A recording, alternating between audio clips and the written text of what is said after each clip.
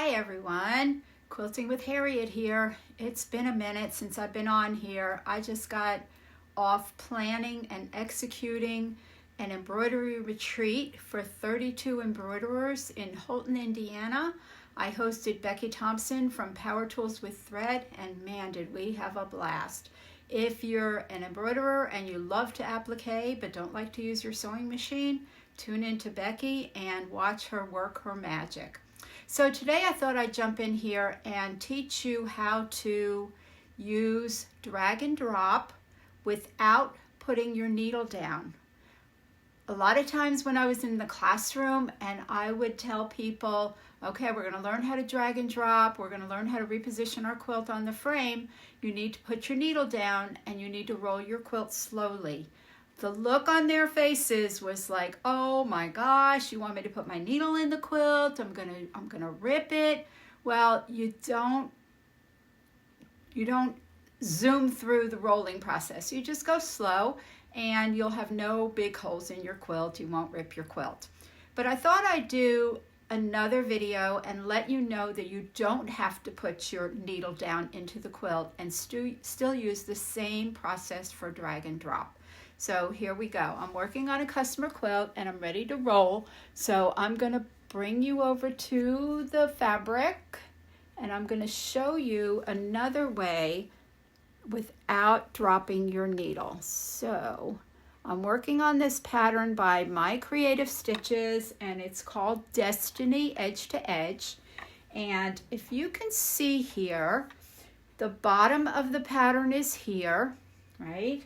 Bottom of the pattern is here, but I need to fill in this empty space, which is called nesting your pattern. So I need to have my pattern fill in below this, come up here, below, come up. So I need to make sure that I leave enough room to nest my pattern. I have a point right here on this swirl. It comes to a point. If I put my crosshairs here and do my drag and drop, I might roll my quilt under the frame and just have these bottom feathers sticking out, and I would hit my bar when I got to this point right here. So what I'm going to do is I'm going to find a spot where there's no quilting, because it's hard to come back to a curve on, say, on this feather.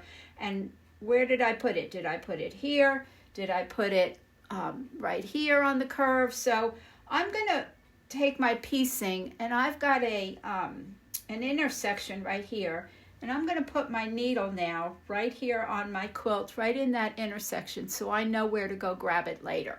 And now I'm going to come up to my quilt, to my Pro Stitcher, and let me see if I can get you a little bigger here. And I am going to say drag. Now, I didn't drop my needle.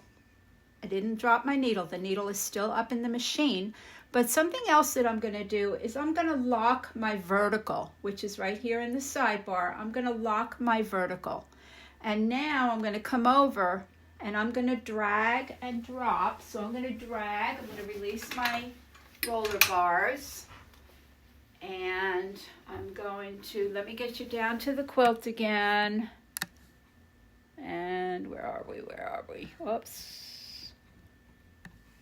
This is hard to do. Okay, so there we are. I'm down on I'm releasing my rollers and I am rolling my quilt. And I can see just the spot where I need to fill in on that top. I'm going to fix my batting. I'm going to tighten my roller. I'm going to put my clamps back on both sides. My clamps back on. Okay, make sure that my batting is nice and smooth underneath. Give it a little tug.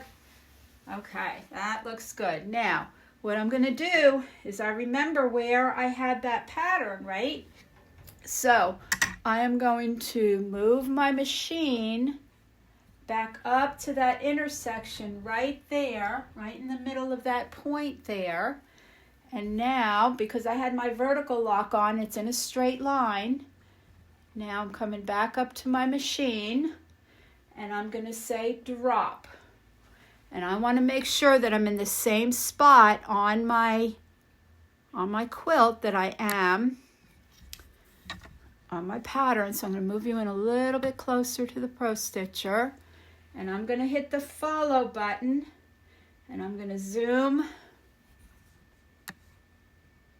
There's the follow button on the sidebar right here.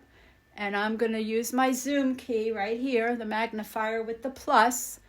And I'm going to zoom right into my needle. Okay. And I can see that if I move to, I'm going to take my vertical off. If I see that I move my quilt, my needle, to the design that's sticking out, I can see that my crosshair is exactly where I have it on my screen. So I know that I am good to go. So this is the way that we can drag and drop without dropping the needle into the quilt. Just hover your needle where you want it to go. Use your vertical channel lock so it doesn't go side to side. And then roll your quilt and move your machine back up to where that spot is that you did the drag from.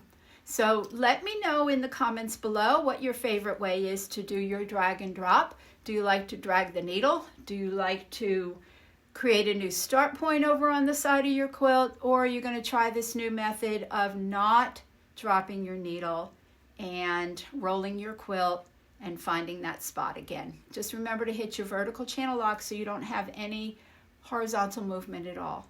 So good to be back here. I know I keep saying I'm going to do more videos. I will be trying, but I've got a cruise coming up. You know, life just is good. I'm in a good spot right now, and I'm just having fun. So have a great day. Happy quilting, and enjoy your Pro Stitcher. Push those buttons. You always have the undo, and use your drag and drop without dropping your needle. Let me know what you think about that. Hit the like button, everybody, and subscribe to the channel and hit the notifications. I'll see you soon. Bye.